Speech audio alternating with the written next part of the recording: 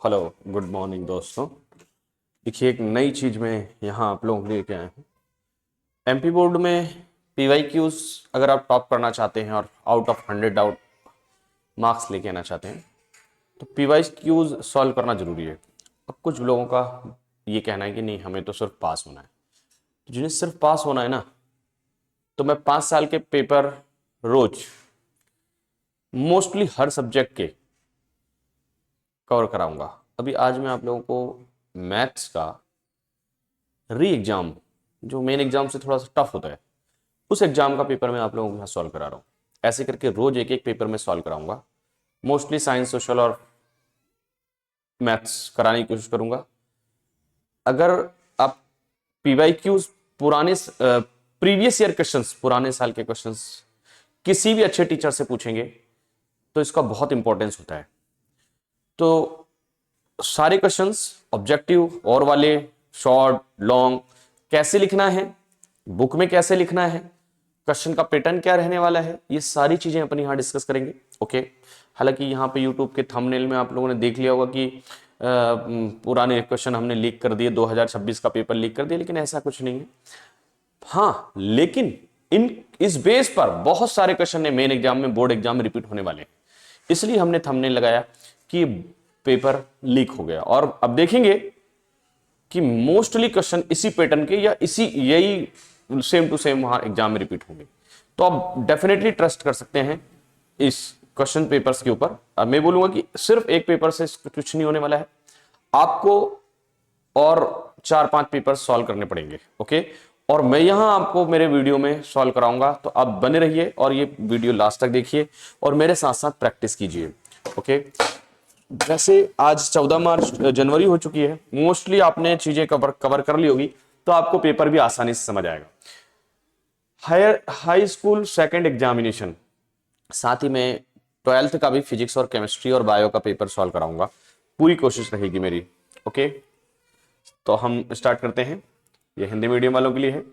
सबसे पहले मेरा यहां पे देखेंगे आप कि ओके, अपन एक कलर सेलेक्ट कर लेते हैं और देन यहां पर कलर हम ले लेते हैं ना, ठीक है, ग्रीन, ठीक है ना। ओके, ये क्या हुआ, यहाँ पे ग्रीन है ना, और इस पे चलेगा ये। ओके, अब हमने देखा कि पहला क्वेश्चन कह रहा है, इसको थोड़ा सा जूम करने की कोशिश करता हूं मैं। ओके, हो गया जूम, आप भी देख पा रहे होंगे, ठीक है। हाँ, मैं अगर आप नहीं पढ़ पाएंगे तो मैं यहां बोल के बताऊंगा, वैसे आप पढ़ पाएंगे, विजिबल है ये। What is the probability of an impossible event. मैं पहले बता दूं, चैप्टर 15 का क्वेश्चन है, चैप्टर 15 और 15.1 का क्वेश्चन 1 में 5 से 6 फिल इन द ब्लैंक्स दिए हुए हैं। तो 5 से 6 फिल इन द ब्लैंक्स में आपके 2 क्वेश्चन एग्जाम में आने के चांस है, पूरे पूरे हैं। आप उन 5 के आंसर एज इट रट लीजिए। मतलब मैं यहां पे आपको श्योरिटी लिख के देने को तैयार हूं। 15.1 में पहला क्वेश्चन में 5 से 6 ऑब्जेक्टिव है, वहां से 2 बोर्ड एग्जाम में आएंगे। ओके, पहला क्वेश्चन है इम्पॉसिबल इवेंट की प्रोबेबिलिटी, तो हम यहां लिख देंगे 0, है ना। जब आप एग्जाम में लिखने जाओगे तो 0 ऐसा लिख के आना, क्योंकि इम्पॉसिबल इवेंट ऐसा इवेंट जो पॉसिबल नहीं है, नॉट श्योर है, ऐसे इवेंट को, ऐसे इवेंट की प्रोबेबिलिटी 0 होती है। ओके, अगेन मैंने आपको बोला 2 क्वेश्चन आने हैं, इस बात का ध्यान रखिए। तो अगेन सेकंड क्वेश्चन उसने वहीं से उठाया, probability of a sure event, जो इवेंट हो सकता है, the event that can be happen is 1, उसकी प्रोबेबिलिटी कितनी होगी, 1, 100% आएगा। अब आगे बात करते हैं, right the coordinate of mid point of line segment of the point. Okay, यहां पे ना सीधे सीधे ये चैप्टर 7 का है।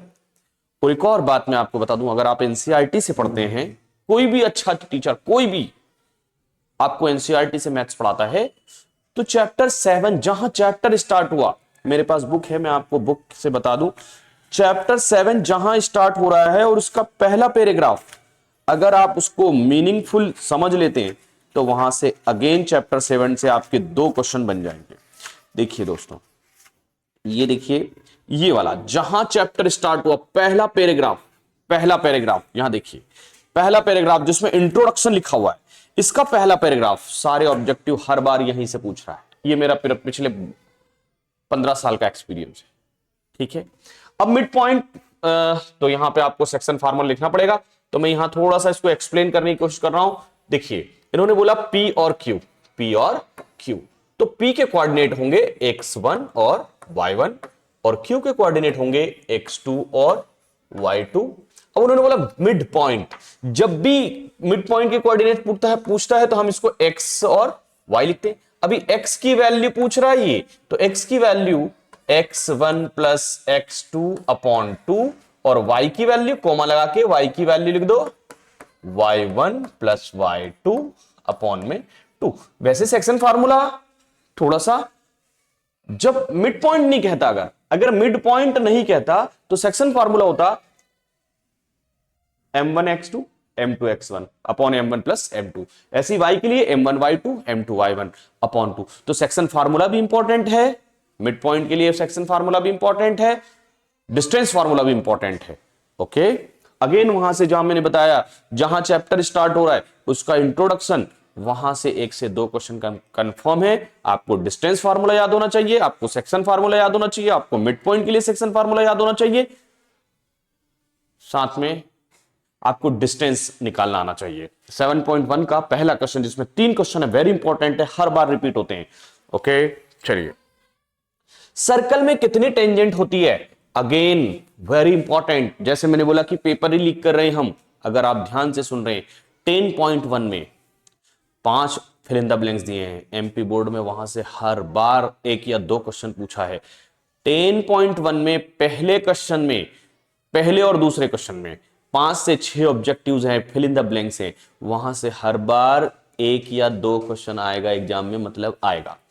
बात करते हैं टेंजेंट कितनी हो सकती है सर्कल पे, तो आप देखें सर्कल पे बहुत सारी टेंजेंट हो सकती है, कहीं भी हो सकती है, तो आप यहां पे लिखेंगे इनफाइनाइट। ओके,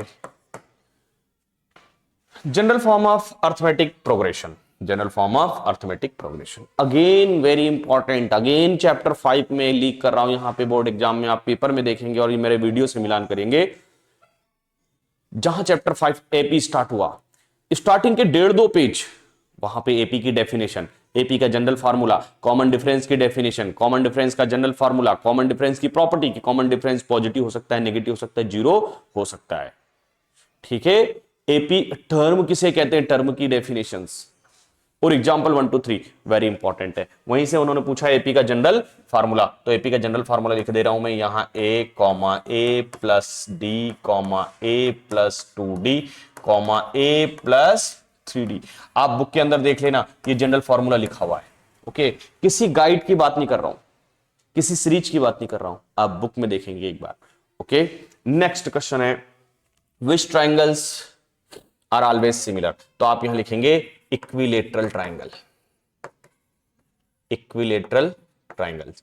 अब आगे आते हैं कि भैया ये कहां से पूछ लिया, तो अगेन वेरी इंपॉर्टेंट, जहां से क्वेश्चन आएगा मतलब आएगा।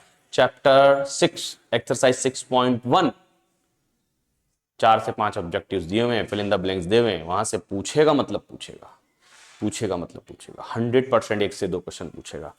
ओके, पढ़ लेना, बाकी आगे आपकी मर्जी। ठीक है, 100% ये भी पूछेगा। पहला जो क्वेश्चन है 6 और 15 का ऐसे हो, हिंदी मीडियम वालों के लिए है। नेक्स्ट पेज देखते हैं, नेक्स्ट पेज, ये हिंदी का चल रहा है। Next page, HCF of 6 and 15। दोस्तों, अगर आपको HCF नहीं आ रहा है 6 और 15 का, और HCF ही पूछेगा, तो मैं यहां 2 चीज बता दे रहा हूं आपको। ये दोनों जो नंबर्स हैं ये किस टेबल में आते हैं, तो 3 के टेबल में ये भी आ रहा है और 3 के टेबल में ये भी आ रहा है। 3 2 जा 3 5 जा, तो इसका HCF कौन होगा, 3 होगा। ओके, याद रहेगा। ठीक है, उसके बाद आते हैं क्वाड्रेटिक पोलिनोमियल्स में जीरोस कितने होते हैं, 2 होते हैं। अब यहां से भी एक क्वेश्चन सुनिए आप, चैप्टर 2 जो मैंने कल के वीडियो में समझाया, चैप्टर 2 में मैंने आप लोगों को बताया कि क्वाड्रेटिक पॉलिनोमियल में डिग्री 2 होती है। वेरिएबल की डिग्री 2 थी, और डिग्री का मतलब होता है highest power of a variable in a polynomial. तो जब डिग्री 2 है तो इसके नंबर ऑफ जीरोस भी कितने आएंगे? 2, यानी कि x की वैल्यू जब हम फैक्टर करके सॉल्व करते हैं तो कितनी वैल्यू आती है? 2। ओके, और क्यूबिक पॉलिनोमियल के जीरोस कितने होंगे? तो 3 होंगे। ठीक है, लीनियर पॉलिनोमियल के जीरो कितने होंगे? 1 होगा। ओके, याद रखें, इस टाइप के क्वेश्चंस आते हैं। नेक्स्ट है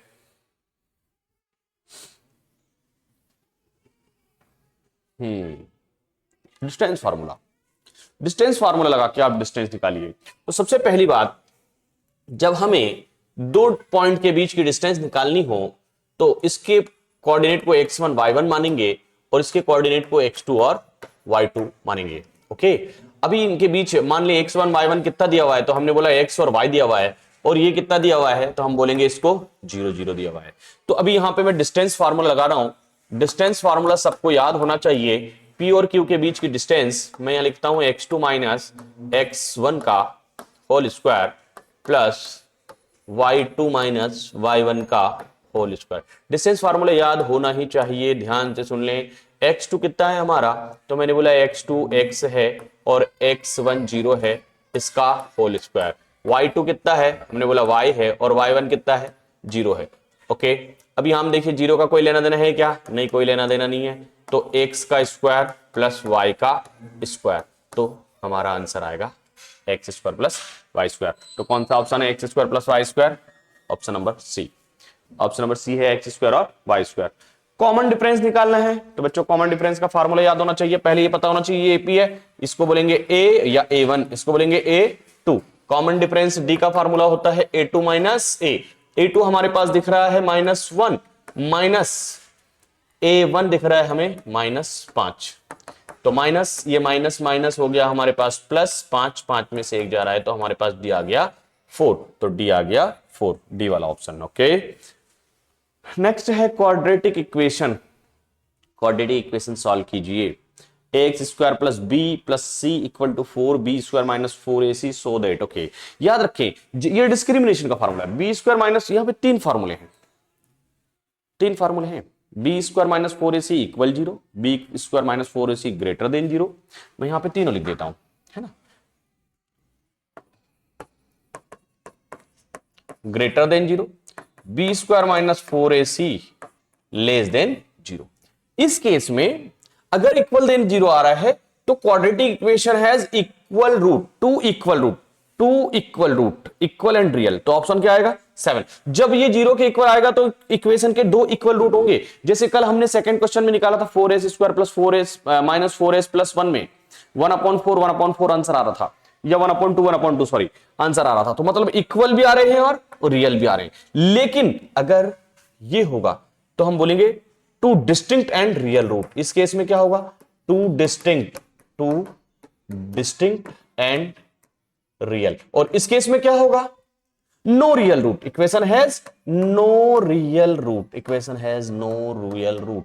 ओके, अगेन देखिए चैप्टर नंबर 4 के एग्जाम्पल के आसपास नहीं अगर आपके पास बुक है तो आई होप 46 या 47 पेज पे ये तीनों बातें लिखी हुई है। और जिनको ये तीनों फार्मूले याद है उसको एग्जाम में 1 नंबर आ जाएगा, बोर्ड एग्जाम में 1 नंबर आ जाएगा, कंफर्म है ये बात। क्लियर है? आगे बढ़ते हैं। अभी इसका आंसर क्या आएगा? इक्वल 0 हो तो क्या लिखते हैं? Two equal and real root. अगर ग्रेटर देन 0 हो तो लिखेंगे two distinct and real root, और अगर लेस देन 0 है तो लिखेंगे no real root. Okay, pair of linear equation के लिए इंटरसेक्ट कंसिस्टेंट पेयर। तो ध्यान दीजिए 3 बातें हैं। a1/a2 equal not b1/b2। तो कंसिस्टेंट आता है, मतलब लाइन एक दूसरे को इंटरसेक्ट कर रही है, ये कंसिस्टेंट पेयर है। और अगर ऐसा होता तो लाइन पैरेलल होती और इक्वेशन इनकंसिस्टेंट होती। और अगर ऐसा होता तो लाइन कोइंसिडेंट होती, लाइंस कोइंसिडेंट होती हैं और इक्वेशन डिपेंडेंट एंड कंसिस्टेंट होती। तो अभी हम आंसर क्या लिखेंगे कंसिस्टेंट के लिए? ये। ओके, नेक्स्ट, ये हो गए हमारे एमसीक्यूज। अब आते हैं हम फिल इन द ब्लैंक्स पे। एक और बात, अगेन मैं वेरी इंपॉर्टेंट बात यहां बताना भूल गया आपको, इस पैटर्न का क्वेश्चन आएगा, ये नहीं आएगा, ये नहीं आएगा, ये नहीं आएगा। 3 फार्मूले होते हैं इसको लेकर, एक फार्मूला ये है, एक फार्मूला ये है, एक फार्मूला ये है, ठीक है। इस फार्मूले के लिए अगर देखें तो equation has unique solution, equation has unique. इसी फार्मूले के लिए equation has consistent pair, consistent pair. इसी के लिए लाइन ऑफ ग्राफ में जो लाइन बनेगी, लाइंस कैसी होती है, इंटरसेक्टिंग, लाइन कैसी होती है, इंटरसेक्टिंग। क्लियर, ये 3 बातें एक के लिए। फिर इसके लिए बात करते हैं तो हम बोलेंगे equation has no solution, equation has no solution. Lines कैसी होती है तो हम बोलेंगे लाइन कैसी होती है, पैरेलल, लाइन कैसी होती है, पैरेलल। ओके, मैंने इसको पैरेलल ऐसे बना दें, ये भी पैरेलल, ये भी पैरेलल। उसके बाद बोलते हैं कि यहां पे इक्वेशन कैसी होती है तो हम बोलेंगे इक्वेशन इनकंसिस्टेंट पेयर होते हैं, इनकंसिस्टेंट पेयर। एक के लिए 3 बातें याद होना चाहिए। इसमें क्या होता है, equation has infinitely many solution, infinitely many solution. हाँ, line equation consistent pair, consistent and dependent, consistent and dependent. Line कैसी होती है तो एक लाइन खत्म हुई, दूसरी इक्वेशन के लिए लाइन चालू। लाइंस कैसी होती है, कोइंसिडेंट, यानी कि आपको अगर 3 इक्वेशन के लिए 3 बातें यानी 9 बातें याद हैं तो फिर आपको 1 से 2 नंबर इस एग्जाम में आ जाएंगे, कंफर्म है यार, इस बात को कोई नहीं रोकेगा, याद रखें आप, ठीक है। इसके लिए 3 लाइन याद है, इसके लिए 3 लाइन याद है, इसके लिए 3 लाइन याद है, तो आपके 1 नंबर फिर से कंफर्म हो जाएगा, 1 से 2 मार्क्स। ये चैप्टर 3 की बात है, लीनियर पेयर ऑफ इक्वेशन, है ना। नेक्स्ट, अच्छा पहले इसको अपन वापस से थोड़ा सा झूम, चलो भैया, चलो चलो, ठीक है। If a line divide 2 sides of a triangle in the same ratio, then line is parallel, then line is parallel. Again, ये भैया थेल्स थ्योरम की बात है, किसकी बात है, थेल्स थ्योरम, ओके, है ना। मैं सॉरी, ये थेल्स थ्योरम का कन्वर्स है, थेल्स थ्योरम का कन्वर्स, यानी 6.2 है ये थ्योरम। तो थेल्स थ्योरम भी इंपॉर्टेंट है, थेल्स थ्योरम का उल्टा भी इंपॉर्टेंट है, एक बार जरूर पढ़ें। Area of sector, radius, angle with degree theta. Again मैं आपको बोलूंगा कि 1 नंबर कंफर्म हो जाएगा, theta upon 360 into pi R square, area of sector का फार्मूला, लेंथ ऑफ आर्क का फार्मूला, एंगल का फार्मूला, कंफर्म है, इनमें से एक क्वेश्चन आएगा, ठीक है। या फिर area of segment of circle का फार्मूला, फिर से सुन लीजिए, एरिया ऑफ सेक्टर का formula theta 1/360 pi R square, length of arc का फार्मूला थीटा 1/360 पाई की जगह 2 पाई आर, और area of segment, area of sector minus area of triangle, area of segment का फार्मूला, ठीक है। ये 3 फार्मूले वेरी इंपॉर्टेंट हैं। जैसे मैं लिख देता हूं यार यहां पे, length of arc, length of arc का फार्मूला पूछा नहीं है इसमें, लेकिन पूछेगा क्या फार्मूला होगा, theta upon 360 into 2 pi R. हमने हमारे नोट्स में ना 2 पाई आर को पहले लिखा, थीटा को बाद में लिखा, बात वही है। इधर भी पाई आर स्क्वायर को पहले लिखा, थीटा को बाद में लिखा, बात वही है। अच्छा, यहाँ पे मैं आप क्वेश्चन पढ़ रहा हूं, मैं एक अनाउंस कर देता हूँ, साइंस के नोट्स, सोशल के नोट्स, हिंदी के नोट्स, एमआर क्लासेस के बने हुए क्लास नोट्स और बेहतरीन क्वालिटी और इजी, जिसको आप एक बार में पढ़ के याद कर सकते हैं, और उन्हीं नोट से मैं यहाँ चीजों को एक्सप्लेन करूंगा। आप हमें हमारे कॉन्टेक्ट नंबर 9109509955 पे व्हाट्सअप कर सकते हैं, हम आपको नोट्स की पीडीएफ भेजेंगे।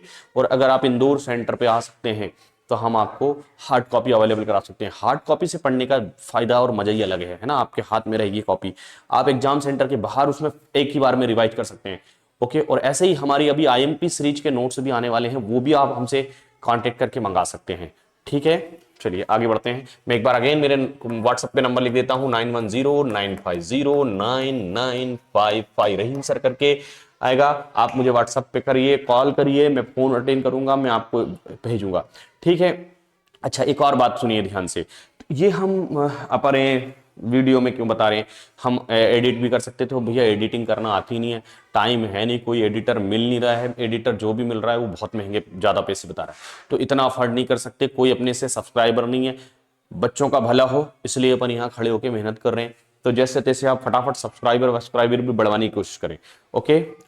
हाँ, आगे बढ़ते हैं। ये फार्मूला सबको याद है यार, एचसीएफ एलसीएम का फार्मूला है तो product of two number, product of two numbers, है ना। आप ये इसको एग्जाम में पूरा लिखना, कम मत लिखना, है ना। मैंने प्रोडक्ट हाफ लिखा है।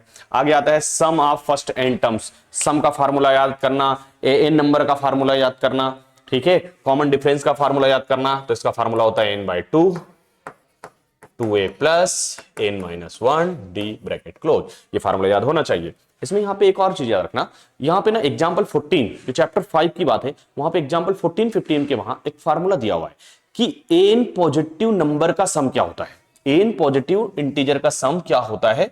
तो Sn बराबर n प्लस 1 अपॉन 2, ये फार्मूला दिया हुआ है एग्जांपल 14 15 में। इस बार ना मुझे लग रहा है वहां से क्वेश्चन बना के देगा ये, है ना, तो इसको जरूर पढ़ें।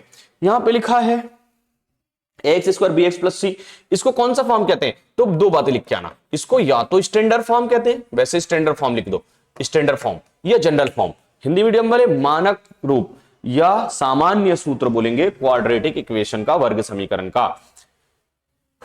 Angle formed by line of side with the horizontal when it is above the horizontal line। Again chapter 9 का मैं फिर से बोल रहा हूं कि वेरी इंपॉर्टेंट क्वेश्चन आ गया है, chapter 9 trigonometry, application of trigonometry. इसमें ये बता रहा है कि जब हॉरिजॉन्टल लाइन, देखो बच्चों यहां पे कोई पर्सन खड़ा हुआ है यहां पे, ठीक है, ये ऐसे देख रहा है, तो इसकी आंख से जाने वाली लाइन हॉरिजॉन्टल लाइन है। ये कौन सी लाइन है, हॉरिजॉन्टल लाइन। ऑब्जेक्ट यहां रखा हुआ है, ये ऑब्जेक्ट रखा हुआ है, यहां पे कुछ रखा हुआ है, देख रहा है ये बच्चा। तो ये वाली लाइन हॉरिजॉन्टल लाइन के ऊपर बनने वाला एंगल, हॉरिजॉन्टल लाइन के ऊपर बनने वाला एंगल, तो इसको बोलेंगे angle of elevation, angle of elevation. Okay, तो यहां पे आप क्या पूछ रहा था, द एंगल ऑफ एलिवेशन, तो यहां पे आंसर लिखेंगे एंगल ऑफ एलिवेशन। अच्छा, अब नीचे कब बनेगा, तो उन्होंने कहा कि भैया जब देखने वाला ऑब्जर्वर ऊपर चढ़ गया है, ऊपर है किसी चीज के टावर वगैरह के छत के ऊपर है, और वो नीचे देख रहा है, नीचे देख रहा है, देखो ये गाड़ी आ रही है, इस गाड़ी को देख रहा है, तो हॉरिजॉन्टल लाइन यहां होगी। अब ये एंगल यहां बनेगा, तो कहां बना एंगल, हॉरिजॉन्टल लाइन के नीचे, एचएल के नीचे, तो ये होगा angle of depression, angle of depression. कौन सा एंगल होगा, एंगल ऑफ डिप्रेशन। तो अभी एंगल ऑफ एलिवेशन पूछा, एंगल ऑफ डिप्रेशन पूछ सकता है, नो डाउट। हॉरिजॉन्टल लाइन के अबव बनेगा एंगल ऑफ एलिवेशन, डाउन बनेगा एंगल ऑफ डिप्रेशन, याद रखें।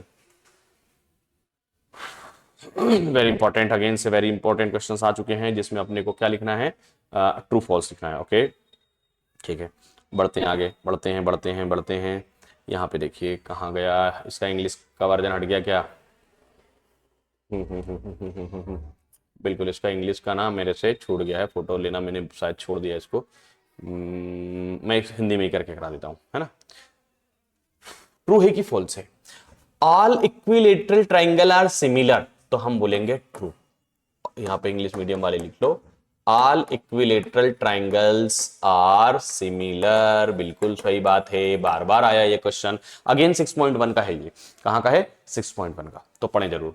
फिर है डिस्टेंस फार्मूला, बिल्कुल डिस्टेंस फार्मूला यही है, अभी लगाया हमने थोड़ी देर पहले, बिल्कुल, तो ये भी हम बोलेंगे हाँ ये भी ट्रू है।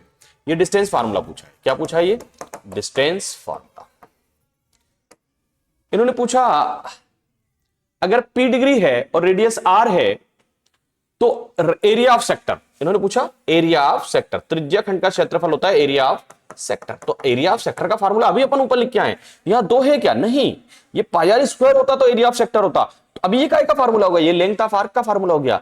तो भैया हम बोलेंगे ये तो लेंथ ऑफ आर्क का फार्मूला है, length of arc, length of arc है, तो हम इसको क्या बोल देंगे, फॉल्स। क्या लिख देंगे इसको भैया, फॉल्स लिख देंगे। देखो मैंने क्या बोला आपको, एरिया ऑफ सेक्टर पे क्वेश्चन आ रहा है, लेंथ ऑफ आर्क का फार्मूला आ रहा है, और area of segment of circle, ये तीनों फार्मूले वेरी इंपॉर्टेंट है, आना है मतलब आना है, मतलब आना है यार, ठीक है। मैं इस वीडियो को जब तक मैं सीख लूंगा एडिटिंग करना, जब आपका पेपर आएगा उसके जस्ट दिन मैं इतना एडिट करके बताऊंगा कि देखो मैंने इस वीडियो में बोला था आएगा आएगा आएगा, और एग्जाम में आया, ठीक है। अभी मुझे एडिटिंग नहीं आती, तब तक मैं सीख लूंगा।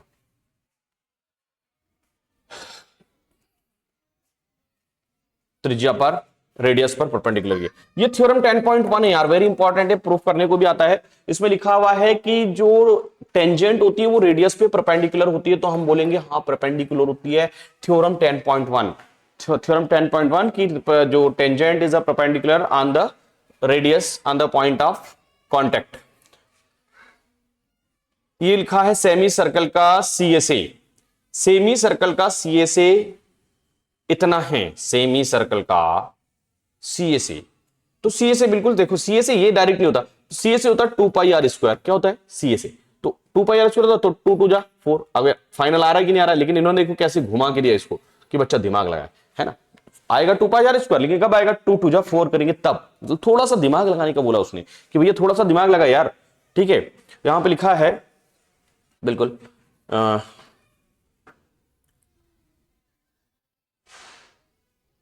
ये फार्मूला थोड़ा सा फॉल्स दिख रहा है मुझे, मैं एक बार कंफर्म करता हूं, है ना, थोड़ा सा मेरे दिमाग से स्लिप हो रहा है ना। ये एग्जाम में पेज नंबर 285 पे दिया हुआ है, पेज नंबर 285 एनसीईआरटी, पुरानी एनसीईआरटी में 285 है, नई एनसीईआरटी में 197 पर है। 3 median mode plus 2 mean, 3 median mode plus 2 mean, 3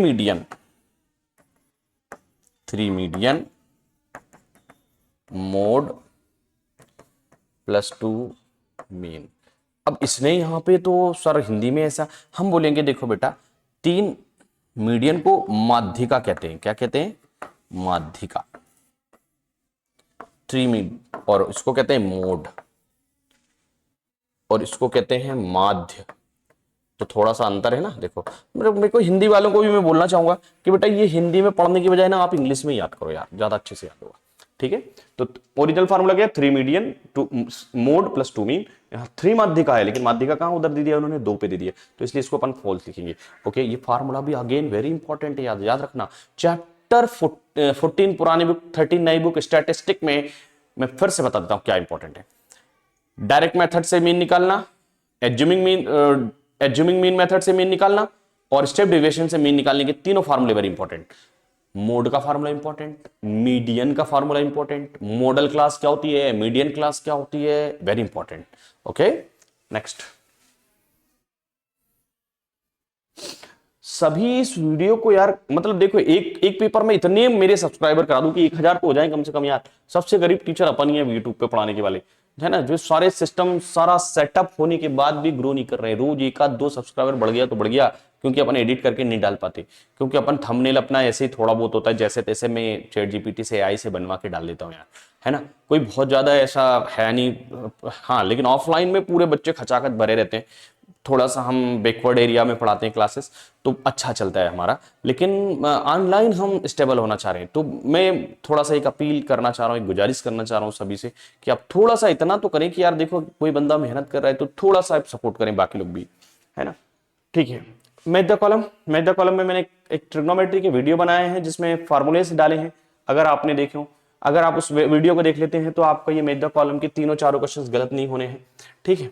reciprocal से होगा, कॉट थीटा का रेसिप्रोकल क्या होता है? 10 होता है, ठीक है। Sine plus cos square theta, ये मैंने बताया आपको, ये 1 होता है आइडेंटिटी नंबर 1 से।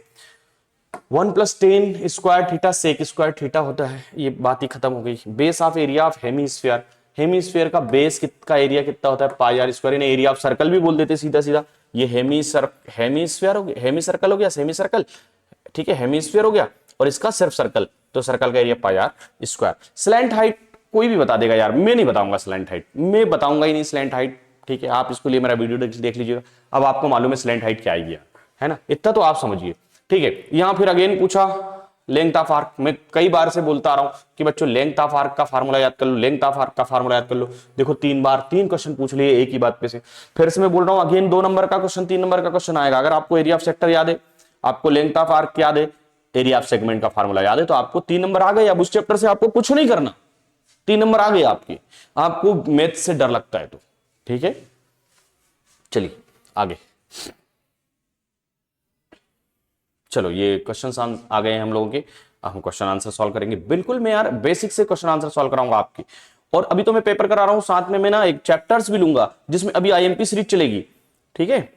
तो कहाँ है इसके भैया, इंग्लिश का वर्जन कहाँ है इसका?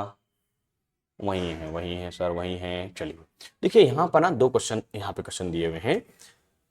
Group of 3 student, probability of 2 student not having same birthday is 0.992 and probability that 2 student have the same birthday. तो आप मेरी बात सुनिए, ये जो गिवन है ना, देखो same birthday, probability of same birthday not, तो हम इसको लिख देते हैं 9। कितनी दी हुई है? 0.992। पता क्या करना है? Probability of same birthday. Total probability का एलिमेंट्री सम कितना होता है? 1, है ना। Probability of event plus probability of not event बराबर कितना होता है? 1 होता है। अभी हमने बोला कि यार ये दिया हुआ है हमको 0.992 प्लस में हमको ये पता करना है सेम बर्थडे की प्रोबेबिलिटी। हम यहां लिख देंगे इक्वल में 1। देखो मेरे सिर्फ पहले लगाया मैंने फार्मूला, फिर मैंने लिखी वैल्यू। अब 0.992 उधर ले जाके मैं क्या कर दूंगा? माइनस कर दूंगा।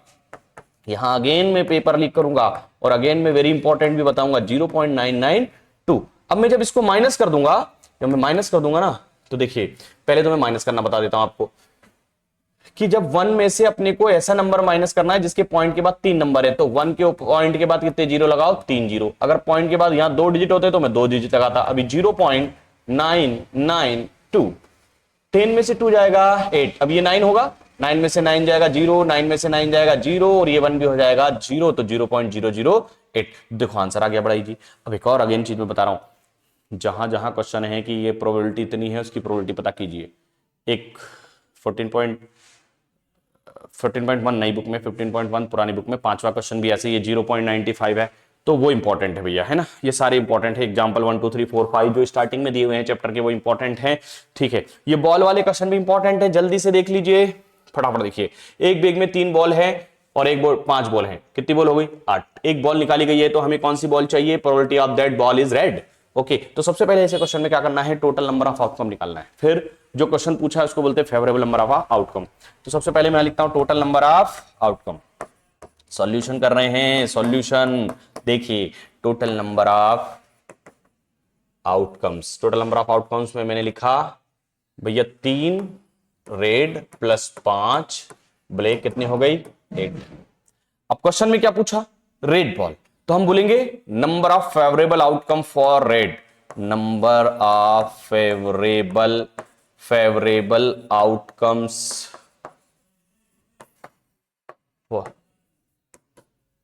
रेड कितने हैं? 3। अब हम लिखेंगे probability for red, probability for number of favourable outcomes upon में लिख लो टोटल नंबर ऑफ आउटकम्स, है ना। ये थोड़ा सा इसमें जब पीडीएफ में लिखते हैं तो ये लेक करता है मार्कर, उसकी कोई प्रॉब्लम नहीं है। तो ये भी हमें बाद में पता चला कि कैसे पीडीएफ अपलोड करते हैं, कैसे लिखते हैं। बहुत टेक्नोलॉजी से बहुत दूर थे हम, है ना। रेड आया 3, टोटल आया 8, तो यही हो गया हमारा आंसर और आपको मिल गए यहां पर 2 मार्क्स। ओके, सुन लिया सबने? पहले टोटल निकालेंगे, फिर जो पूछा उसको क्या लिखते हैं? फेवरेबल, फिर क्या लगाते हैं? फार्मूला, फिर फार्मूले में वैल्यू। बड़ा इजी है यार, बच्चों जैसा क्वेश्चन है, मैं बता रहा हूँ। 3rd के बच्चों को करा देंगे ना तो वो कर लेंगे, थोड़ा सा भी साउंड माइंड होगा तो। ओके, उसके बाद आते हैं नेक्स्ट क्वेश्चन की तरफ। जल्दी जल्दी करते हैं, बहुत सारे कराने, ठीक है। पासी को फेंक दिया, हाँ। 2 डाइज आर थ्रोन। अरे क्या हो गया? ओ ये क्या हुआ? क्या हुआ? ये क्या हुआ बाबू?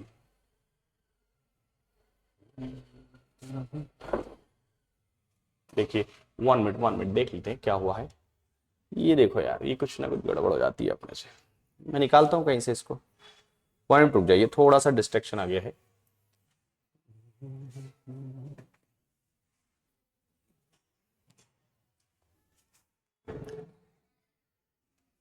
रिस्पॉन्डिंग गड़बड़ हो गई है, तो थोड़ा सा वेट कर लेते हैं। चलो क्लोज ऐप कर देते हैं, हटाओ क्लोज ऐप कर देते हैं, वापस से लेके आ जाएंगे, डोंट माइंड, वहीं चलेंगे अपन।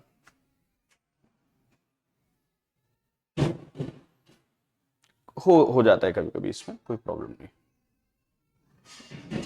हाँ, कहाँ गया भैया पीडीएफ हमारा? ये रहा हमारा पीडीएफ, ठीक है। अभी हम इसको टीचमेंट से निकाल रहे हैं, है ना। ये आ गया, ठीक है। ये देखो, ये ट्रू फॉल्स अपने से नहीं थे ना, ये नहीं, ये तो 1 वर्ड हो जाता है कभी फास्ट करने में, ठीक है। इलेक्ट्रॉनिक मशीनें हैं, होता रहता है, ठीक है। आगे बढ़ रहे हैं, हम क्वेश्चंस कर रहे थे, हमने सारे फिल इन द ब्लैंक्स वगैरह कर लिए थे, हम क्वेश्चन कर रहे हैं। ये वाला क्वेश्चन कर रहे हैं।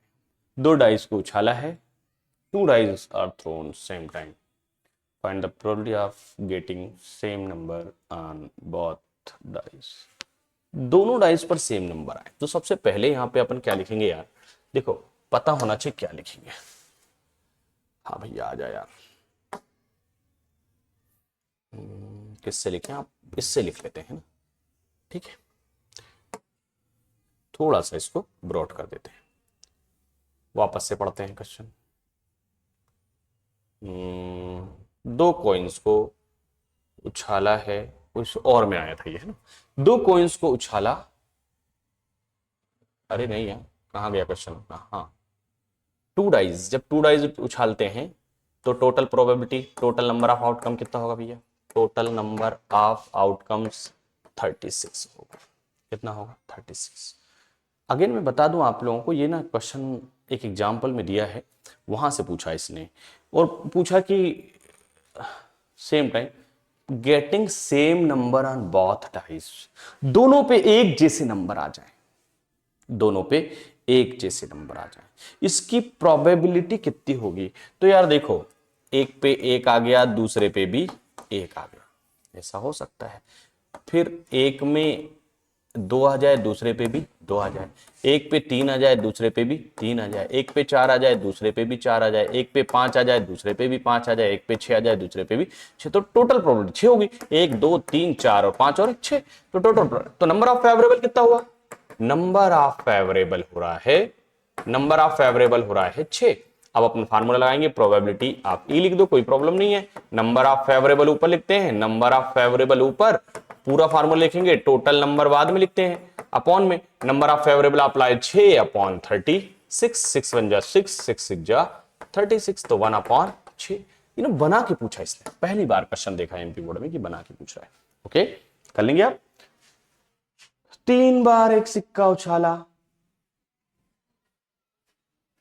a coin is tossed 3 times, list the possible outcome, find the probability of getting all heads। okay, देखिए 3 बार सिक्का उछालने हैं, तो सिक्के में टोटल आउटकम निकाल लेते पहले, टोटल आउटकम। ये क्वेश्चन भी पहली बार पूछा, आप लोग सब लोग प्रैक्टिस कर लेना क्वेश्चन के अकॉर्डिंग। देखिए पहली बार उछाल रहे हैं तो 2, दूसरी बार उछाल रहे हैं तो टोटल 4, तीसरी बार उछाल रहे हैं तो टोटल 8, है ना। अब देखिए क्या होगा,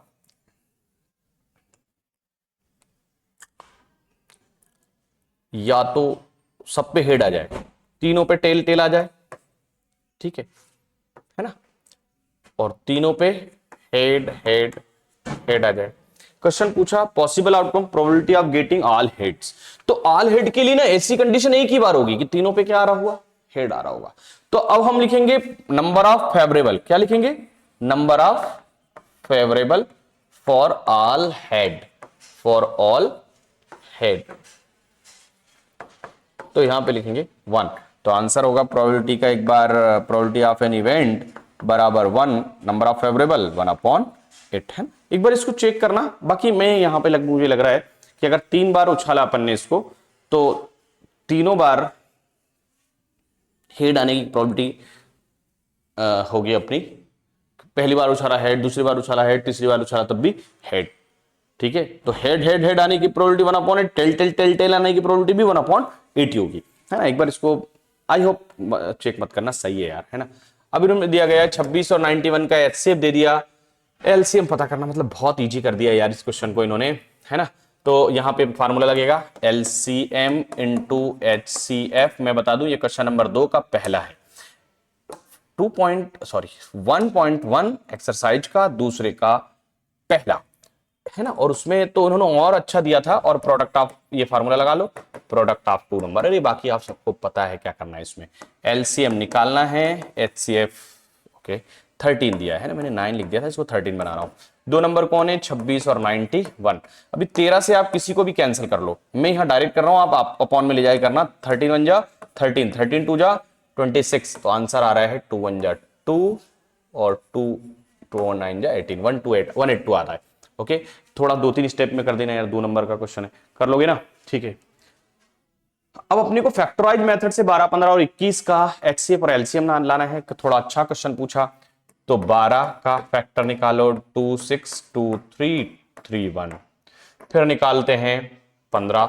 मेरा 1.1 का पहला वीडियो देखेंगे आप, सब कुछ उसमें मैंने सॉल्व किया है, और उसको आईएमपी भी 3 5 है ना, मैंने 15 लिख दिया, 51, फिर 21 को फैक्टर करेंगे, 21 को फैक्टर करेंगे, 3771। सबसे पहले HCF निकालते हैं। क्या निकालते हैं बच्चों? HCF जो सब में कॉमन है, तो हमने बोले एक ही कॉमन है, 3 3 3 सब में कॉमन है, HCF हो गया। LCM निकालने के लिए मैंने आपको कई बार बताया, सबसे छोटा फैक्टर सबसे ज्यादा बार, सबसे छोटा फैक्टर सबसे ज्यादा बार, सबसे छोटा फैक्टर सबसे ज्यादा बार, कितनी बार? 3 बार, 2 बार, 2 × 2, फिर उसके बाद 3 सब में एक एक बार, सब में एक एक बार, उसके बाद 5 एक बार, उसके बाद 7 एक बार, मल्टीप्लाई कर दो, 2 2 जा 4 3 जा 12 5 जा 60 67 जा 420। ओके, मल्टीप्लाई करके देख लेना यार, कर लोगे? ये हो गया सॉल्व। नेक्स्ट थोड़ी डार्कनेस बढ़ाते हैं इसकी यार, मजा नहीं आ रहा है, मजा नहीं आ रहा है, रेड से करके देखते हैं थोड़ी देर। ओके, अब आएगा मजा, चले। ओहो वाओ, रेशनल है कि नहीं है? दोनों रेशनल है कि नहीं? मजा आएगा इस क्वेश्चन को करने में भी। ये वाला क्वेश्चन वैसे मैंने आपको वीडियो में कराया भी नहीं है, लेकिन कर लो। सबसे पहले इसको कंट्राडिक्टरी थ्योरम से अपने को रेशनल और इरेशनल बताना है। तो अगर इरेशनल पूछा है तो हमको बोलना है लेट एज्यूम, मैं कम लिखूंगा यहां, आपको थोड़ा ज्यादा लिखना, कंट्रेरी दैट 6 + √2 इज रेशनल। अब रेशनल है तो हम लिख सकते हैं 6 + √2 बराबर A/B, जिसमें A एंड B कौन होगा? को प्राइम होगा। A एंड B को प्राइम है, मतलब हैव नो कॉमन फैक्टर। यहां पे लिख दो हैव नो कॉमन फैक्टर, जिनका कॉमन फैक्टर नहीं होगा।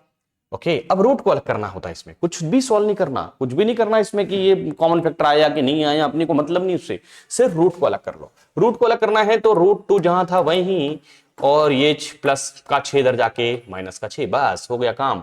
यहां बोलोगे A/B - 6 is integer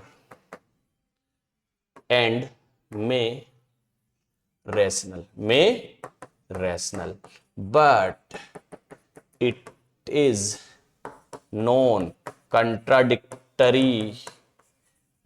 contradictory fact that √2 कौन है? अरे √2 कौन है? √2 इज irrational। √2 कौन है? irrational, और irrational के साथ लगे हैं ये सब, तो इसीलिए 6 + √2 इज आल्सो irrational। बस ऐसे क्वेश्चन में सिर्फ √2 को अलग कर देंगे और उधर वाली को बोलेंगे कि ये तो हो सकता है रेशनल, लेकिन ये √2 के साथ है, इसलिए अब पूरा नंबर ही कैसा है? इररेशनल है। इसमें भी सेम काम करेंगे। पहले क्या लिख लेंगे? एज्यूम कर लिखेंगे कि भैया 7√5 हमारा रेशनल है, मान लिया हमने, तो A/B को क्या मानेंगे? को प्राइम। अगर रेशनल है तो को प्राइम लिखेंगे, इनका कॉमन फैक्टर नहीं होगा। अब यहां 7 को कहां ले जाऊंगा मैं? डिवाइड में। √5 बराबर A/B, और यहां ले गया मैं सिर्फ 7 को, ये रूट गलती से लिख दिया यार, है ना, मैं कोई इरेज नहीं कर पा रहा हूं, आप डायरेक्ट लिखेंगे साहब, इरेज कर पाएंगे, लाओ कर लेते हैं। ओके ठीक है, वापस पेन ले लो। हाँ आ गया, थोड़ा बहुत आगे करना। 7 आ गया। अब उसको बोलेंगे ये इंटीजर है तो ये रेशनल हो सकता है, लेकिन ये किसके साथ है? √5 के, और √5 कैसा है? इरेशनल है, इसलिए ये पूरा नंबर 7√5 भी कैसा है? इरेशनल है। ओके चलो, इसका भी एक वीडियो बना लेंगे कि कैसे कैसे रेशनल इरेशनल। अब जब उसने पूछ लिया 2 मार्क्स में तो छोड़ नहीं सकते। ओके, इसको मैंने कल के वीडियो में कराया है, कल का वीडियो आप देखें, पॉलिनोमियल वाला वीडियो जरा एक बार देख लें, है ना। इजी चैप्टर है, पहला और दूसरा वेरी इजी चैप्टर है, अच्छे मार्क्स कवर कर रहे हैं ये छोटे छोटे। तो इसको यहाँ पे यार देखो 4u² लिखा प्लस 8u लिखा, बराबर में क्या लिख लो? 0 लिख लो। यहाँ पे 4u कॉमन ले लो तो अंदर सिर्फ बचेगा u।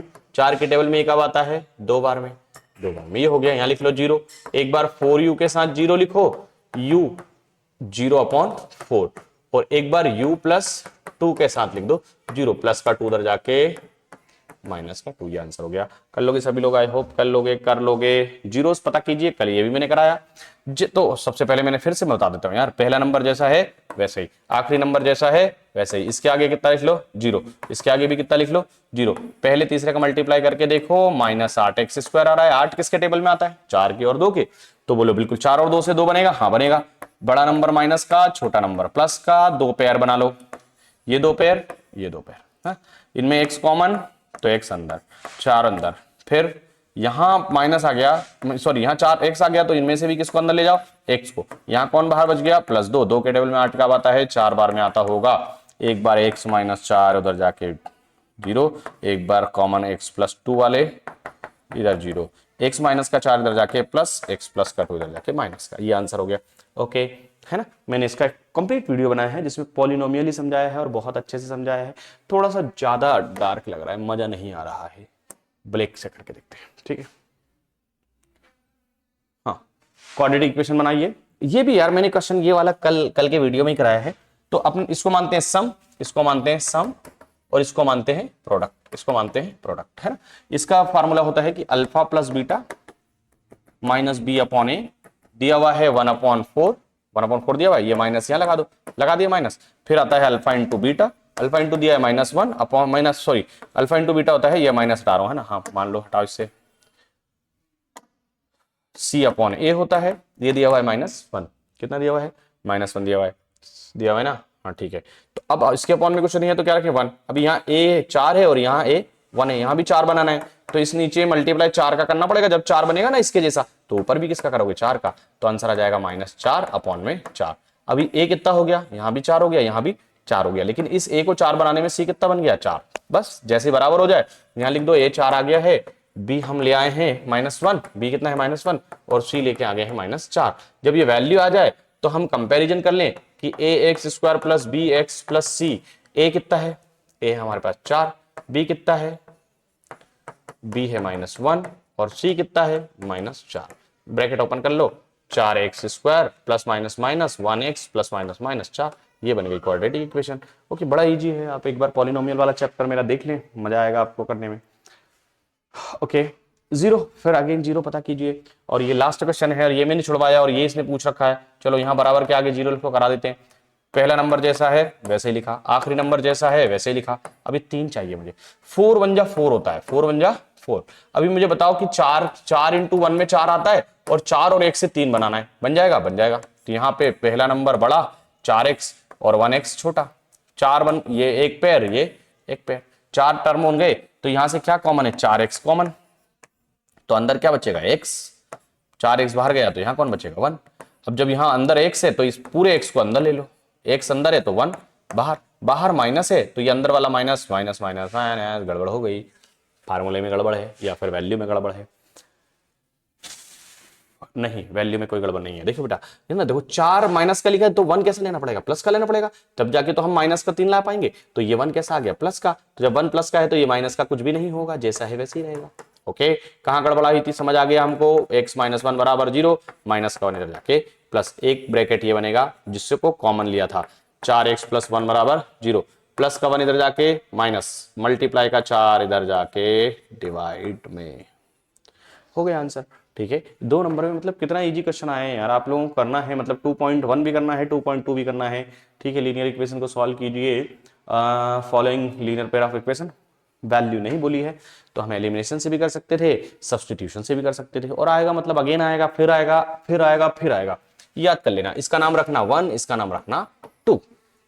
अगर बोले कोई भी ना बोले सब्स्टिट्यूशन से करोगे एलिमिनेशन से, तो फिर यार देखो, है ना, फिर एलिमिनेशन से कर देना, दोनों इक्वेशन को अलग अलग लिखना। देखो यहाँ कुछ बराबर है, हाँ है, नहीं हो तो फिर बराबर करना होता है ना। इधर वाला नंबर ऊपर मल्टीप्लाई, इधर वाला नंबर का नीचे मल्टीप्लाई, माइनस साइन है, हाँ है, अपोजिट साइन भी है, तो प्लस वाई से माइनस वाई कैंसिल, एक्स और एक्स को जोड़ दो, 2x, 18 में से 2 माइनस कर दो 16, 18 में से 2 माइनस कर दो 2 1 जा 2, 2 8 जा 16, तो x कितना आ गया बेटा 8।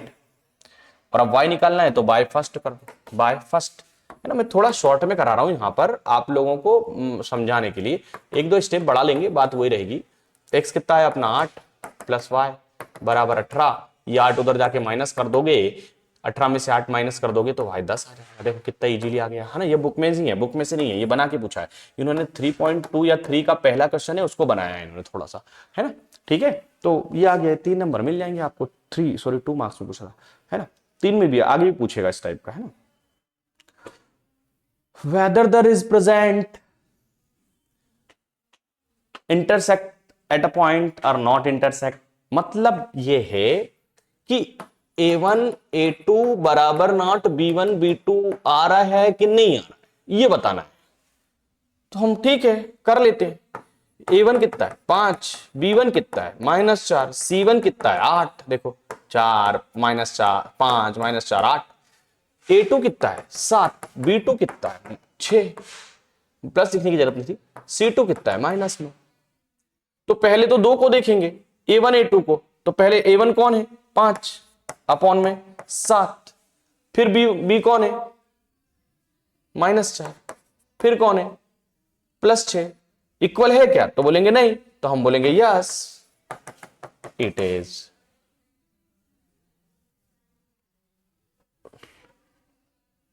इंटरसेक्टिंग लाइन, इंटरसेक्टिंग लाइन, और जब इंटरसेक्टिंग लाइन आएगी तो equation has unique solution. Okay, next, कौन सा नंबर 78 होगा, एन पूछा है, कौन सा नंबर 78 होगा, तो इसका नाम रखो ए, इसका नाम रखो A2, इसका नाम रखो A3 से कोई लेना देना नहीं है।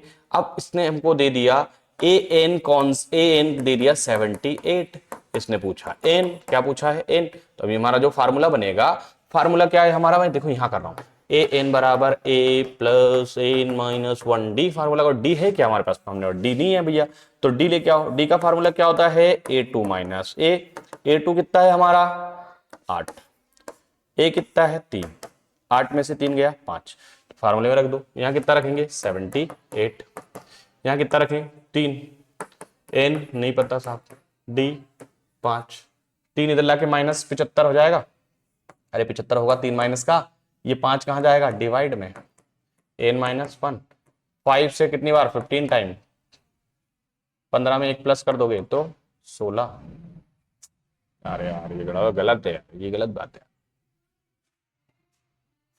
ये गलत बात है साहब, बहुत गलत है, बहुत गलत है साहब, है ना, ये बार बार मतलब हैंग हो रहा है, मतलब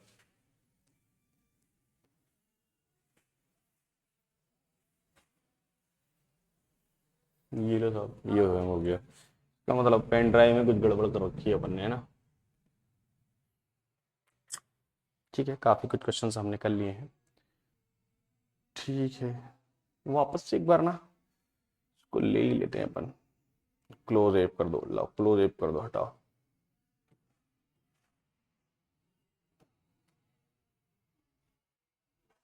लो साहब, फिर से चालू होएगा, अपने आप बंद हो गया है, ओके डोंट माइंड, आएगा, है ना, काफी क्वेश्चंस हमने कर लिए हैं, काफी करीब आ चुके हैं हम, 12-15 पे कर लिए हैं, है ना, और वाले भी कर रहे हैं हम, और वाले भी करते जा रहे हैं, इसलिए थोड़ा सा टाइम टेकिंग है ये, ठीक है ना, करा देंगे, पूरा करा देंगे, आप चिंता ना करें, पूरा कराएंगे, है ना, ठीक है, पूरा करा देंगे।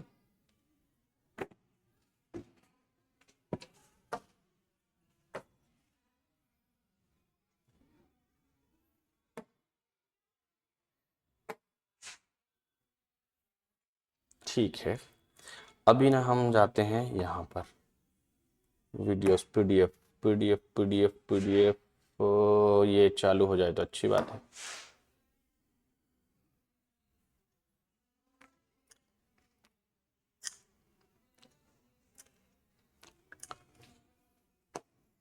ये बड़ी अच्छी बात है, पहले नहीं पता था कि इधर आ जाएगा तो इधर लिखेंगे, क्या जमाना आ गया यार, तभी नहीं पता अपने को।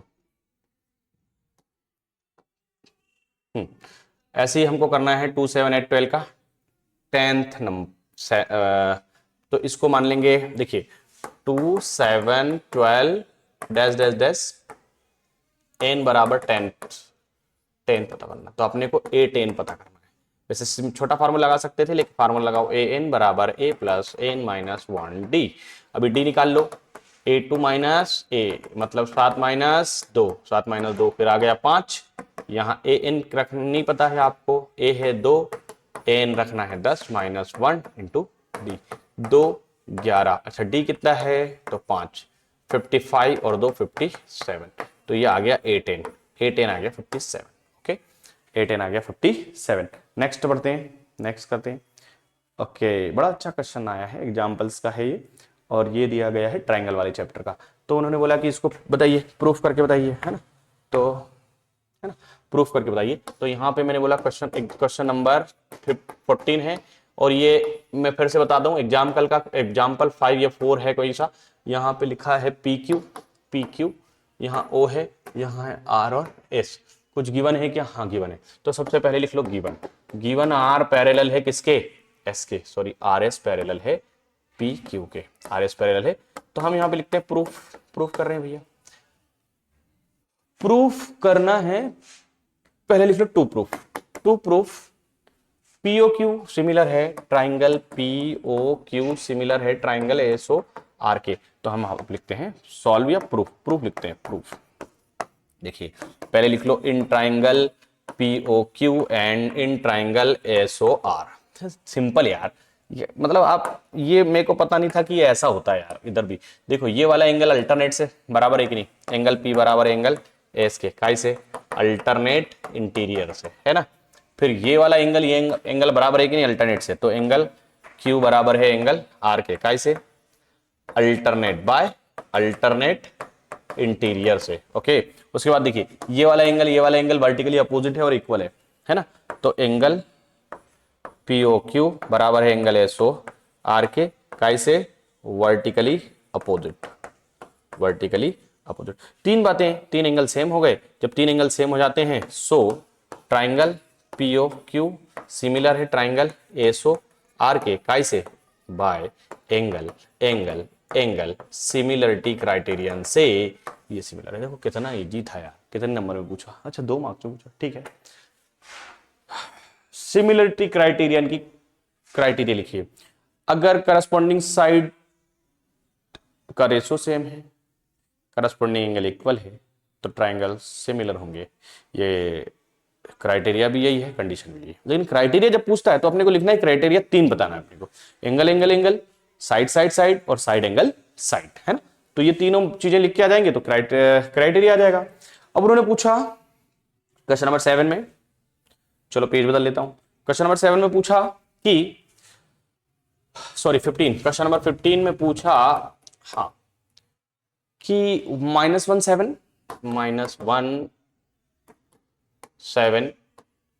और 4-3 इसको इंटरसेक्ट कर रहे हैं रेशो में 2:3। तो ये हो जाएगा m1, ये हो जाएगा m2। इसको मान लेंगे x1 y1, इसको मान लेंगे x2 और y2। इंटरसेक्शन फार्मूला पूछा है, तो इंटरसेक्शन पूछा है x, यहाँ इसको पूछेंगे x और y। मान लो इसको p इंटरसेक्ट कर रहा है तो x का फार्मूला होता है m1 x2 m2 x1 m1 plus m2।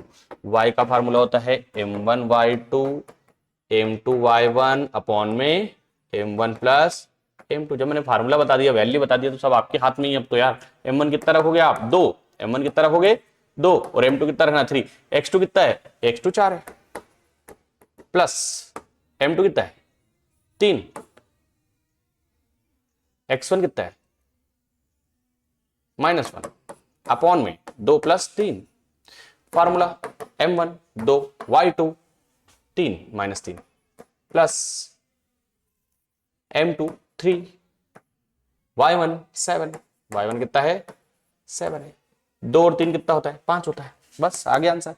2 4 जा 8 -3 1 जा 3 अपॉन में 2 और 3 5 कॉमा y की वैल्यू 2 3 जा -6 प्लस 3 7 जा 21 अपॉन में 5। 8 में से 3 गया 5, 5 अपॉन 5 कैंसल, 1 आ गया।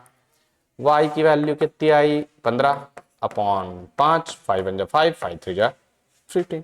तो x और y, x आया 1, y आया 3, ये आ गया आंसर। क्लियर है? तो बड़ा आसान था यार इंटरसेक्शन फार्मूला। और फिर अगेन आएगा, फिर मैं बोल दे रहा हूँ ये क्वेश्चन है एग्जाम्पल 6 या 7 चैप्टर 7 का, एग्जाम्पल 6 या 7 या 7.2 का क्वेश्चन 1 होगा ये, ठीक है। और वो अगेन इंपॉर्टेंट है, अगेन आएगा, बस बोल दिया मैंने, हो गया काम। Find the ratio of which line segment joining 310 and 6:8 divided by 1/6। बड़ा इजी क्वेश्चन है यार, अगेन इजी क्वेश्चन है। और वाला 15 का क्वेश्चन नंबर 15 का और वाला क्वेश्चन, उनने बोला कि लाइन सेगमेंट के रेशियो दे दिए 310 एंड 6:8। 310 -310 एंड 6 - 8। और इस कौन डिवाइड कर रहा है इसको? -1 और 6। तो ये x और y है, ये x1 y1 है, ये x2 और y2 है और आपसे m1 और m2 पूछा है, तो आप यहाँ पे एक सिंपल फार्मूला लगा दो कि लेट रेशो कितना होता है, k रेशो 1, और यहाँ m1 की जगह k रख देना, m2 की जगह 1 रख देना। अब इसको या तो x की वैल्यू से या y की वैल्यू से सॉल्व कर लेते हैं। मैं x की वैल्यू से सॉल्व करता हूँ। x की वैल्यू है m1 x2 m2 x, यहाँ m1 प्लस m2। x कितना दिया हुआ है, मैंने बोला -1 दिया हुआ है साहब। m1 कितना मानोगे k, x2 कितना है आपका तो 6 प्लस m2 कितना है 1, x1 कितना है आपका -3। m1 m2 कौन है, k प्लस 1। इसका अंदर मल्टीप्लाई कर रहे हैं। देखो माइनस का 1 का मल्टीप्लाई होगा, माइनस के आ गया, माइनस प्लस माइनस 1 बन जा 1 आ गया, 6 के 6 के प्लस माइनस माइनस 3 बन जा 3 के, एक तरफ नंबर एक तरफ, माइनस का k इधर जा रहा है तो प्लस का k। देखो ये अच्छा है यार, मैं कलर चेंज कर सकता हूँ बार बार, है ना, ये मुझे नहीं आ रहा था। माइनस का k इधर गया और ये माइनस का 3 इधर आया तो प्लस का 3, और इधर -6 के इधर प्लस, ये 6 के तो था ही, 6 के था ही इधर, और ये माइनस का k इधर आ गया तो कैसा हो गया, प्लस का हो गया, प्लस का k हो गया। तो 3 में से 1 गया तो ये हो गया 2, और ये हो गया अपना 7k। अभी k आना चाहिए तो 2 के अपॉन में 7 को ले आओ, और k के अपॉन में कुछ नहीं है तो 1। अब बोल दो कि k रेशो 1 था तो 2 रेशो 7, मतलब आंसर कितना आ गया 2 रेशो 7। ये हो गया इजी, है ना। ओके नेक्स्ट क्वेश्चन 15 तक पहुंच गए हैं, बड़ा अच्छा कर लिया अपन ने, है ना। ये भी तो बड़ा अरे आसान है, देखो मैं कर दिखा देता हूँ इसको, आपको अभी करके दिखाता हूँ। देखिए यहाँ पे पूछा 210, बिल्कुल question number 16, 210 square 45, 210 square 45 square लगा दो, plus cos square 30, cos square 30 minus sine square 60। Value लाना है बस, मैं यही लिखता हूँ वैल्यू 1, 1 का स्क्वायर, 45 की वैल्यू 1 होती है, कॉस 30 की वैल्यू 1/2 होती है, सॉरी √3/2 होती है, √3/2 का होल स्क्वायर। साइन 60 की वैल्यू √3/2 का होल स्क्वायर। ये स्क्वायर से स्क्वायर कैंसिल, 2 बन जाए, खत्म किस्सा। एक स्टेप बढ़ा देना आप, मैं नहीं बढ़ा रहा हूँ, ओके, है ना। इन दोनों की वैल्यू अपोजिट होती है, कर लोगे आप, आ गया आंसर, ठीक है, 2 आंसर आ गया, 2 बन जाए 2। ओके नेक्स्ट क्वेश्चन है 210 30/1 माइनस, और में क्वेश्चन है 210 30 स्क्वायर तो नहीं है, नहीं है, 1 + 10 स्क्वायर 1 माइनस 10 स्क्वायर 30, ठीक है यही सॉल्व कर देता हूँ, उसको हटाओ। 10 की वैल्यू 1/√3, 1/1, 10 की वैल्यू स्क्वायर से रूट कैंसिल, तो हमारा जो आंसर बन रहा है, मतलब अभी जो टॉपिक बन रहा है हमारा, वो आ रहा है 2 बन जा 2 √3, ठीक है, अपॉन में 1/1 माइनस, जो आंसर आ रहा है 1/3 आ रहा है, 1/3।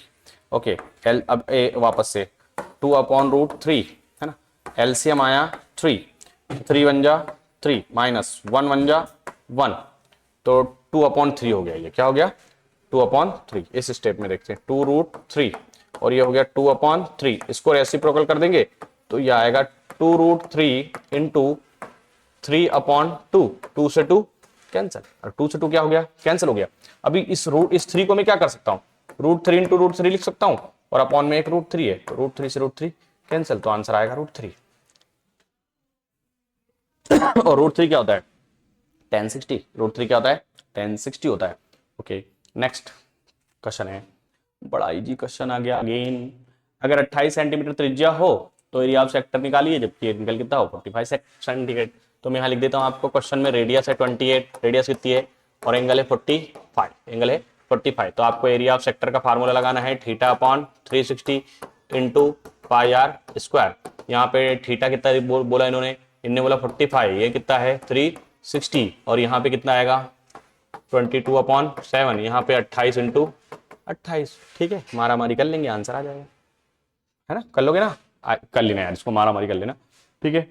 अगर रेडियस 14 है और में है, क्वेश्चन नंबर कौन सा है हमारा 17, क्वेश्चन नंबर 17 का, और इन्होंने बोला रेडियस है 14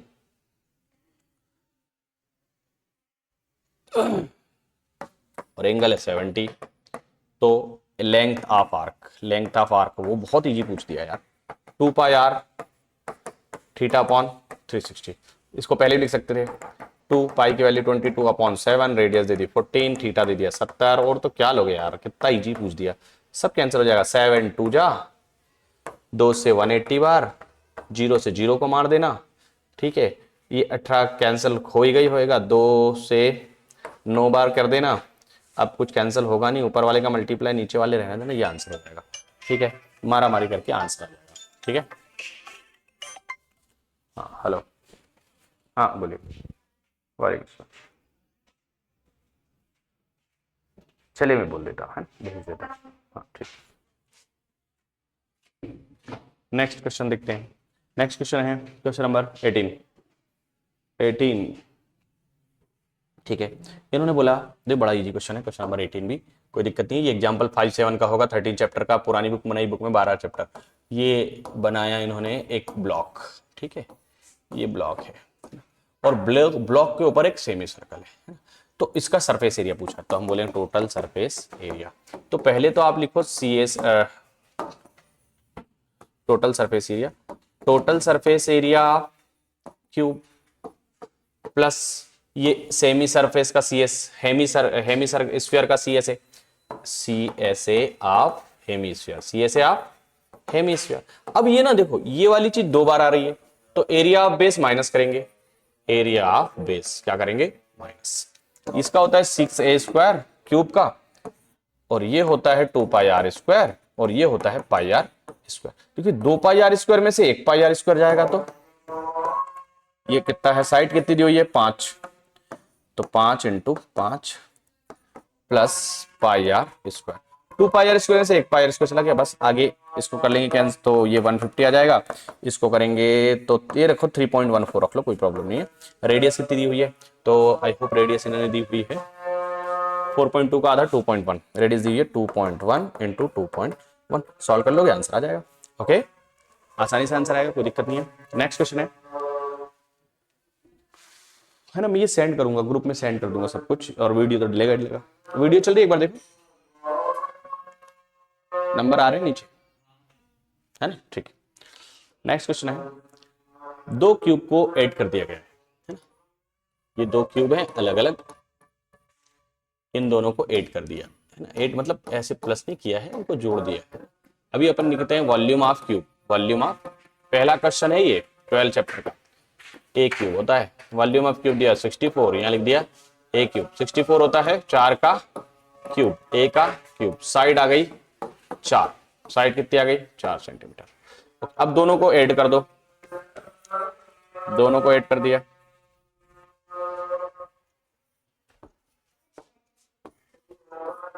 ऐसे ऐड कर लेना। तो 4 ये साइड हो गई, 4 ये, तो लंबाई कितनी आ गई बच्चों 8, हाइट कितनी है 4, ब्रेथ कितनी होगी 4 होगी। ओके, तो अब हम लिखेंगे CSA ऑफ क्यूबॉइड, वो होता है 2 × LB BH HL। बस ये लंबाई 8 लिख लेना और ब्रेथ हाइट 4 लिख लेना, आंसर आ जाएगा। बहुत इंपॉर्टेंट है और इस पैटर्न का क्वेश्चन आना है मतलब आना है मतलब आना है। ठीक है, नेक्स्ट क्वेश्चन दिया है, √3² - 2√6 + 2 का रूट पता कीजिए। बिल्कुल अभी पता कर देते हैं, फैक्टर करना है। √3x² - 2√6x + 2 = 0, रूट पता करना है ना। देखो बहुत बड़ा इजी है, जैसे फैक्टर किया, पहला नंबर जैसा था ये 2 है यार, है ना, 2x², वैसे ही आखिरी नंबर जैसा है वैसे ही इनका मल्टीप्लाई कर देते हैं, मल्टीप्लाई करके देखते हैं। ओके, मैंने यहाँ पे गलती कर दिया, ये 3x² है सिर्फ। कौन है 3x², 3x² है ना। ठीक है, 3x² है क्वेश्चन में और 2√6x है। तो 3 2 जा कितना होता है 6 होता है, 3 2 जा 6। अभी अपने को ना इसके फैक्टर करना है, 3 2 जा 6। इसके फैक्टर ऐसे करने हैं कि मल्टीप्लाई में तो 6 आ रहा है, लेकिन प्लस माइनस करने में 2√6 आ जाए। तो बिल्कुल √6x - √6x, देखो √6 और √6 को जोड़ेंगे 2√6 आ जाएगा, √6 का मल्टीप्लाई करेंगे 6 आ जाएगा। 2 पेयर बना लो, बना ली 2 पेयर। फिर से देखो 2√6 था, हमने 1√6 - 1√6 प्लस माइनस 2√6 हो जाएगा। यहां आप देखो तो इसके अंदर इसको थोड़ा सा मैं बोलूं कि कि ये √2 भी है और √3 भी है इसके अंदर √2 है, √3 है, तो यहां से अपन ना क्या कॉमन ले लें, √3x कॉमन ले लें। तो यहां से √3x कॉमन लेंगे तो अंदर क्या आ जाएगा, √3x, क्योंकि एक 3 में √3 इंटू √3 2 बार होता है और एक 6 में √2 इंटू √3 है ना। तो अपन ने यहां से √3 बाहर रख लिया और यहां से भी √3 बाहर चला गया, तो यहाँ पे √2 बचेगा, है ना। अब यहां जब √3 अंदर आ गया है तो इसमें से √3 अंदर है तो √2 बाहर बचेगा। ओके, जब √2 बाहर है तो इसमें से यहाँ √2 अंदर। एक 2 में 2 रूट होते हैं, एक 2 में 2 रूट होते हैं, तो एक रूट बाहर एक रूट अंदर, यहाँ लगा लेंगे 0। तो अब √3x माइनस √2 बराबर 0 है। माइनस का √2 इधर जाएगा तो प्लस का √2, मल्टीप्लाई का √3 अपॉन में। ऐसे ही एक ब्रैकेट इसका बनाएंगे। हाँ, यहाँ पे एक चीज गड़बड़ हो गई, बाहर माइनस होता है तो ये अंदर भी क्या हो जाएगा, साइन चेंज होगा, है ना, समझ गए ना। तो एक कॉमन लगाएंगे, √3x माइनस √2 बराबर 0, माइनस का √2 इधर आके प्लस का √2 मल्टीप्लाई का √3 डिवाइड में, है ना। ठीक है, काफी हो गया, लंबा वीडियो हो गया, गला सूखने लगा, कोई बात नहीं, लेकिन करेंगे और करेंगे। क्वेश्चन है 100x² और ये जो करा रहा हूं ना, ये आने वाले क्वेश्चन है अगेन 20x + 1 बराबर 0। ये कौन सा क्वेश्चन चल रहा है अपना, 19। इसका पहला नंबर जैसा है वैसा ही, आखिरी नंबर जैसा है वैसा ही। फैक्टर करते हैं, तो हमने बोला फैक्टर करने के लिए हमने बोला -10x माइनस 10x, 10 को प्लस करेंगे, ये आ जाएगा। यहां से देखो 10x कॉमन तो 10x अंदर, -1, यहां 10x है तो यहां पूरा 10x अंदर आ जाएगा। जब 10x अंदर आ गया तो यहां बचा 1, बाहर माइनस है तो यहां भी माइनस हो जाएगा, प्लस का माइनस 1 1 जा 1, बस। अब आगे कॉमन आप निकाल लोगे, 2 10x -1 बराबर 0, और एक बार ये वाला 10x लेंगे, 10x -1 बराबर 0, कॉमन निकाल लेंगे, 1/10 1/10 आंसर आ जाएगा। कर ही देता हूं यहां, लो, -1 प्लस मल्टीप्लाई का 10 डिवाइड, ऐसे ही x बराबर 1/10 आ जाएगा। ठीक है, क्वेश्चन नंबर 20, 21, 22, चलो ये तो सब इजी हैं यार, मैं अभी कर देता हूँ फटाफट, बहुत बड़ा दिख रहा है।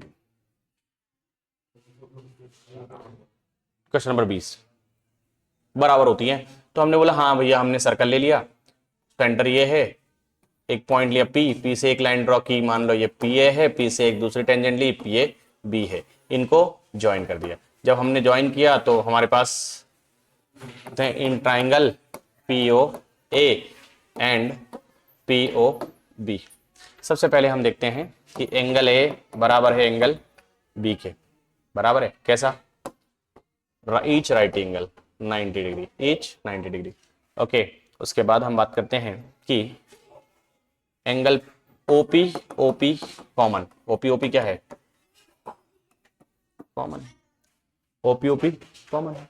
तो राइट एंगल वाला, एक तो राइट एंगल वाली राइट एंगल और एक हाइपोटेनस अगर सेम हो तो हम इस इक्वेशन को हम बोल सकते हैं कि ट्राइंगल POA करस्पॉन्डिंग है ट्राइंगल POB के काई से, RHS के, राइट एंगल हाइपोटेनस साइड से, है ना। दो चीजों से ही ये प्रूफ हो जाता है। और जब हम ये जब कॉन्ग्रुएंट आ गया तो हम बोलेंगे सो PA बराबर है PB के काई से, CPCT से, CPCT, corresponding part of congruent triangles are equal. Okay, वापस से देख लीजिए, एंगल A एंगल B के क्या है, बराबर है 90 90, OP क्या है, कॉमन। तो जब ये वाली हाइपोटेनस वाली साइड कॉमन हो और ये राइट एंगल की साइड भी सेम ही आएंगी ना, या राइट एंगल सेम हो जाएगा, तो दो चीजें से ही हम इसको क्या बता सकते हैं, करस्पॉन्डिंग बता सकते हैं। नेक्स्ट देखिए, नेक्स्ट क्वेश्चन है कि प्रूफ कीजिए कि जो एंड पर जो लाइन ड्रॉन करेंगे हम, ये वाली लाइन और ये वाली लाइन है ना, ये अंदर से नहीं जाएगी। मान लो ये मैंने XY खींची है और ये AB खींची है, मान लो ये P है और ये R है, तो यहाँ पे ये वाला एंगल, ये वाला एंगल अल्टरनेट से, तो हम बोलेंगे एंगल X, ये O है, OPX, एंगल OPX बराबर होगा एंगल ओ आर बी के, ओ आर बी के, ये इक्वेशन फर्स्ट हो गई, ऐसे ही है ना, अल्टरनेट से होगा ना, ये एंगल ओ पी वाई और ये एंगल ओ आर ए, एंगल ओ पी वाई बराबर है एंगल ओ आर ए के, ये हो गई इक्वेशन सेकंड। दोनों को प्लस कर देंगे by first and second, OP X angle OP X plus angle OP Y बराबर इधर angle O R B plus angle O are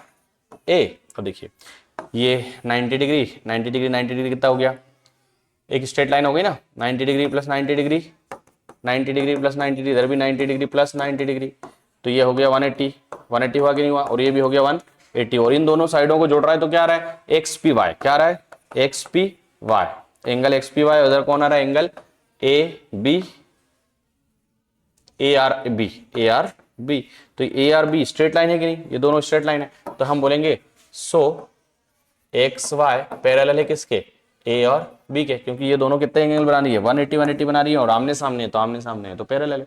okay ठीक है, नेक्स्ट बढ़ते हैं, नेक्स्ट क्वेश्चन है। ओके ये 28.5 एक्स और वाई पता करना है अपने को, ठीक है।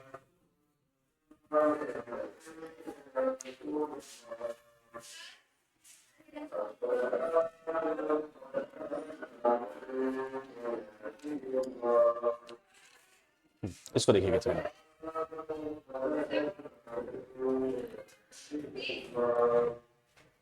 ठीक है, चलिए अब जो क्वेश्चन आ रहे हैं वो स्टैटिस्टिक के, स्टैटिस्टिक में पूरे स्टैटिस्टिक्स में 6 आईएमपी क्वेश्चन है, 7 आईएमपी क्वेश्चन है, उसका एक अलग वीडियो डालूंगा। ग्राफ वाला पहले कभी नहीं पूछा लेकिन अभी पूछ लिया है, और मैं अभी मैंने बताया कि सब्स्टिट्यूशन से सॉल्व करके दिखाइए, तो ये सब्स्टिट्यूशन से सॉल्व, इसके भी एक अलग वीडियो डालूंगा, 4 मार्क्स की एक अलग वीडियो अच्छी क्वालिटी में डालूंगा। यहां पे देखिए आप ट्रिग्नोमेट्री का एक क्वेश्चन कर ही लेते हैं, ठीक है। इन्होंने बोला 20 मीटर की बिल्डिंग है, कितने मीटर की, 20 मीटर, तो मान लो हम ए बी कौन है, बिल्डिंग के ऊपर टावर है, बिल्डिंग के ऊपर टावर है, तो इन्होंने पहले बोला elevation of bottom and top, तो बॉटम का एलिवेशन एंगल बना रहा है, पहले बॉटम लिखा है 45 और टॉप का एंगल कितना है, तो 60, टॉप का एंगल 60, तो मान लो ये है एच, है ना, ये है एक्स, इसको ये ए है, यहां पे लिख लो सी, यहां पे लिख लो डी, ठीक है। यहां पे हम लिखते हैं 2 ट्राइंगल बन गए, हमको पूछा टावर की हाइट, क्या की हाइट पूछी है, टावर की, तो यहां पे लिख लेते हैं पहले इन ट्राइंगल ABD में ये गिवन है, ये नहीं पता, तो P अपॉन बी होता है tan थीटा, P कितना दिया हुआ है 20, बेस कितना दिया हुआ है x, tan कितना दिया हुआ है 45, 20 ये हो गया 1/1, tan 45 कितना होता है 1 होता है, तो 20 बराबर आ गया x 20 मीटर। अभी पूरा इन ट्राइंगल बड़ा वाला ट्राइंगल लेते हैं यहां से CBD, इन ट्राइंगल CBD में फिर से देखें ये कौन है परपेंडिकुलर और ये कौन है बेस, परपेंडिकुलर कौन है और बेस, परपेंडिकुलर फिर यहां पे लिख लें एक बार tan थीटा, यहां लिखते हैं परपेंडिकुलर है हमारा h + 20 और बेस है हमारा x, tan थीटा की जगह रखेंगे tan 60 दिया ना, ठीक है, h + 20 और x भी कितना लाए अपन 20 बराबर इसकी वैल्यू है √3, इधर चले जाएंगे तो 20 √3 आ जाएगा, कितना आ जाएगा ये x की वैल्यू 20 लाई ना, लेके आए ना अपन अभी, यहाँ पे और इसको आगे बढ़ा लेते हैं, तो h + 20 बराबर 20 √3, है ना, ये प्लस का 20 उधर जाएगा माइनस का 20, h बराबर 20 को ले लेंगे कॉमन, √3 - 1, जिसको कैलकुलेशन नहीं आए वो यहीं छोड़ दें, जिसको कैलकुलेशन आए वो इसको 1.73 - 1 20 0.73 है ना, 20 0.73 हो गया, मल्टीप्लाई कर देता हूं मैं, 2 3 जा 6 2 7 जा 14, 0 का 0 और 2 के बाद पॉइंट है तो 2 के बाद पॉइंट, ओके है ना, ठीक है, तो ये आ गया मीटर, h बराबर मीटर था, ये आंसर हो गया, ठीक है। ओहो चलो सब कुछ बंद हो गया, सब कुछ अचानक से। क्वेश्चन भी हो चुके हैं कंप्लीट।